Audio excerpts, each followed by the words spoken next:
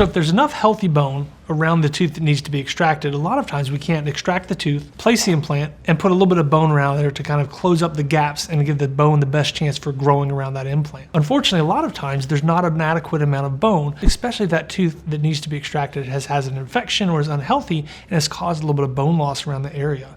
In that situation, once we take that tooth out, that site is not ideal for an implant. And so at that time, we have to put the bone in, close everything up, and let it heal. And that healing process generally takes about 2 to 3 months. At that point, now we've got a nice solid thickness of bone, then we can go in and place the implant. Unfortunately, that does add a little bit of time to the treatment plan from when you have the tooth taken out to when you can have a tooth put back in your mouth. But the most important thing for us is we want to give that implant the best chance of success. And if we put it in a compromised situation, or if we put it in an area where there's not enough bone, unfortunately, the majority of those implants are going to fail.